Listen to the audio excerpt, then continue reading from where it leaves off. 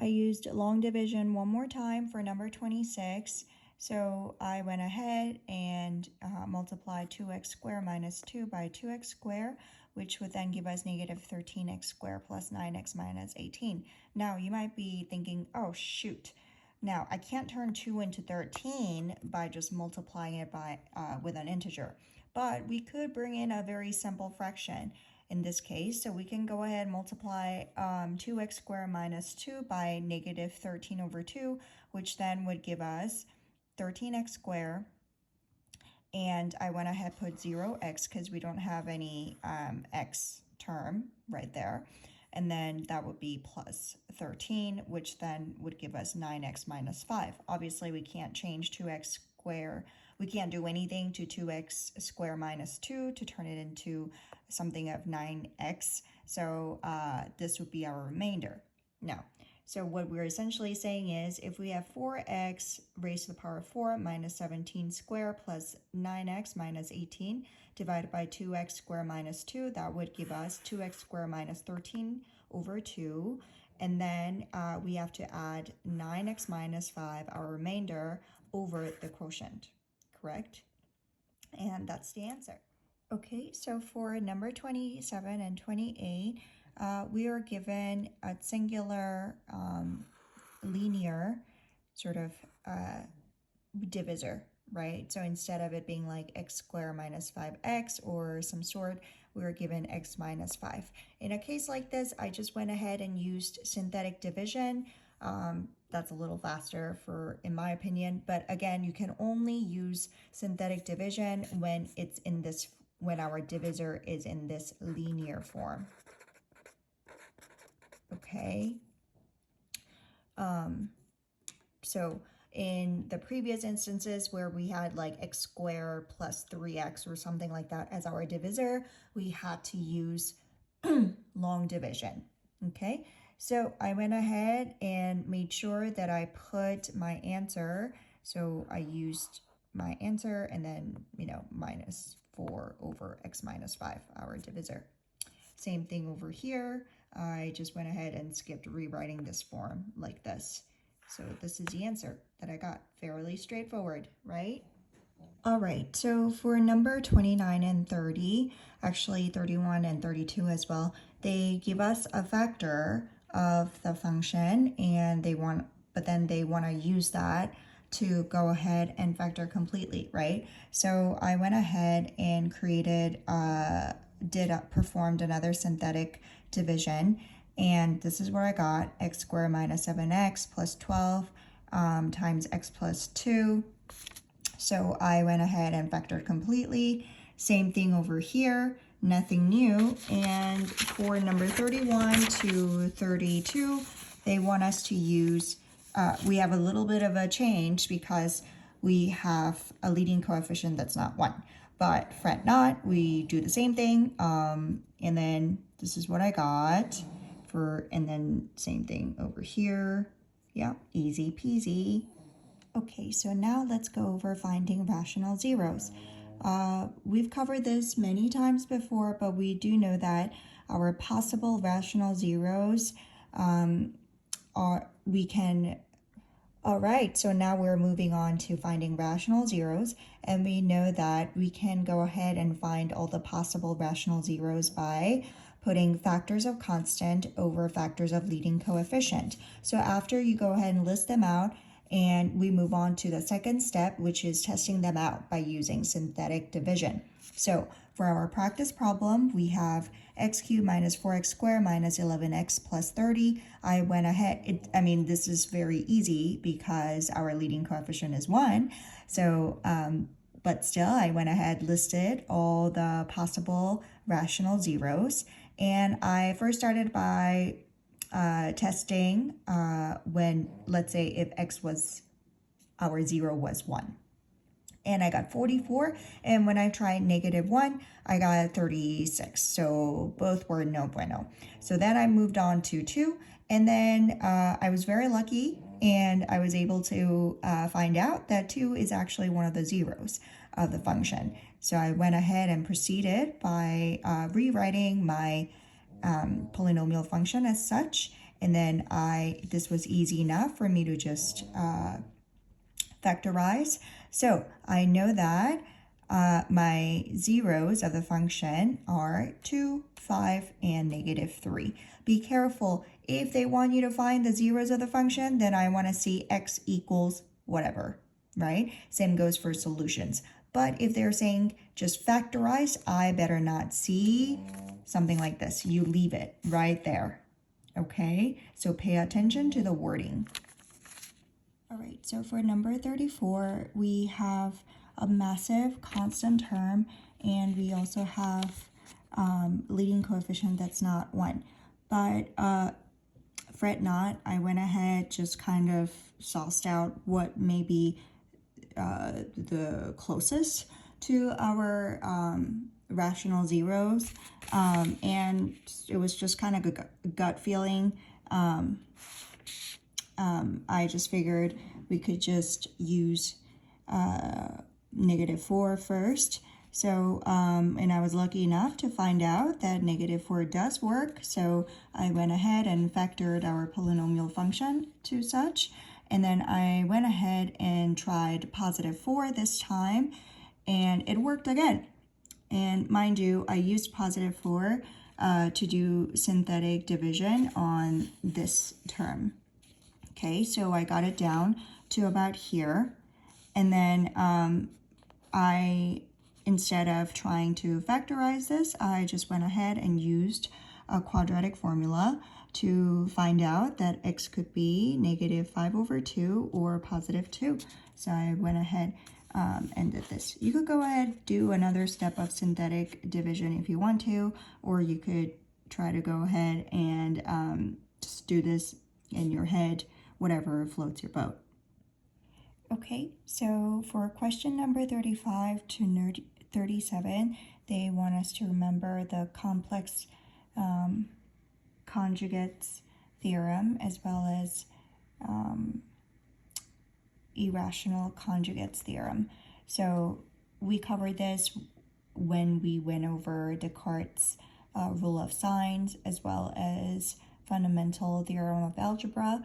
And by the way, fundamental theorem of algebra pretty much tells us that if we have a specific number of degree, then we know that we have that many number of solutions. And therefore, we have that number, the number of degree minus 1. That's the number of turning points that we will have in our function, right? And given the following zeros, we have to write our original polynomial function. In this case, it's quite easy because we can go ahead and write our function as such, and then we just simply expand it. And then over here, we know that we have -1 twice, so I went ahead and put x plus 1 square, and then we have a 6 as a 0 of the function, so we need to have x minus 6. And then we have 3i over here, which means we know that if we have a minus bi as a solution or a 0 of the function, then we must also have a plus bi as 0 of the function. Okay, so that means we can go ahead and rewrite this as 0 minus 3i and also 0 plus 3i, right? So I went ahead and put x minus 3i as well as x plus 3i, and I went ahead, expanded it, and then I got a pretty crazy value. Actually, no, and not that crazy, but I did get I forgot what we call this, but my degree turned out to be 5. Okay, and then same thing goes with our rational 0. So if we have 3 minus square root of 5, we know that we must have 3 plus square root of 5 as a 0 of the function too. So I went ahead and rewrote my function as x minus 2 times x minus 7 times x minus 3 minus square root of 5 times x minus 3 plus square root of 5. And I went ahead and put brackets over these two to avoid any confusion, and I just simply regrouped. I know that x minus 3 and x minus 3 over here, if we were to expand it, we could go ahead and put those together to make things easier for us. So I went ahead and used the special patterns. A plus b times a minus b equals a squared minus b squared. And I expanded and simplified. I did not get to go ahead and expand this further, but you know the drill. This is what you have to remember. Just remember that if we have a plus bi as a 0, then we must have a minus bi as a 0. If we have a plus square root of b as a 0, then we must also have a minus square root of b as our 0. Okay. Is Descartes' rule of signs. So I figured I should go over it because it's quite important in my opinion. So with any polynomial function, we must first determine how many real zeros we could have. So in this case, our degree states 5, so we should have 5 real zeros. So, and I went ahead and looked at all the sign changes, and we have 4 sign changes in total. So that means we could have either 4 positive zeros, or 2 or 0, right? Because we always take the number of zeros and reduce it by even number. So if we have 4 sign changes, then we cannot have 4 or 3, right? We always subtract by 2. So we could either have 4 zeros and then 4 positive zeros, 2 positive zeros, or 0 positive 0. Okay, and then this time we're going to be looking at it if we had a negative x value, how that could change.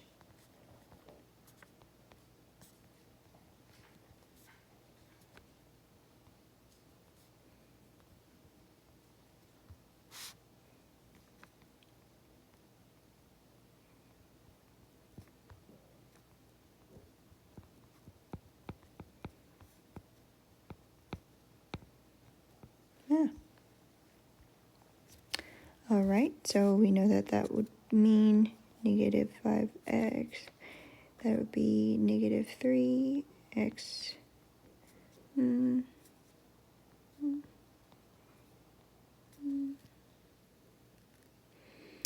This would be x squared, so it would just be positive 9x squared and positive 4x plus 12. Okay, so let's see. We have no changes, no changes, no changes. We only have one change, right? So, okay, I should have used red for that. So, just one. All right, so that means we could have 1, negative 0. So if that were the case, we know that we cannot have anything. We can have 1, negative 0, but it's not like we could have 1 minus 2.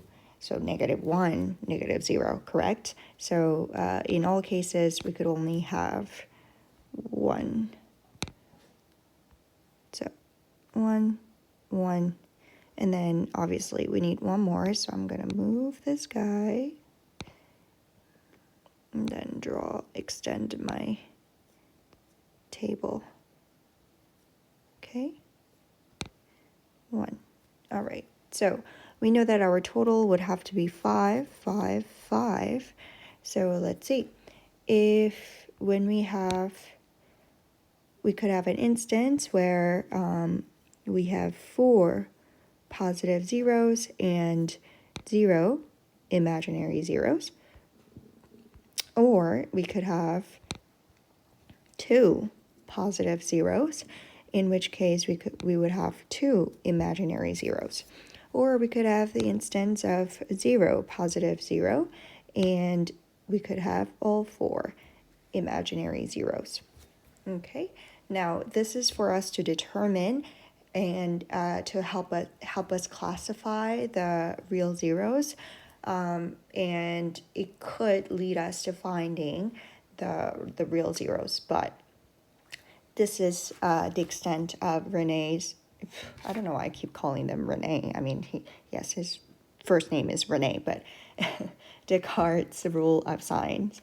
So I hope you soak this in. Make sure you understand this portion. Okay?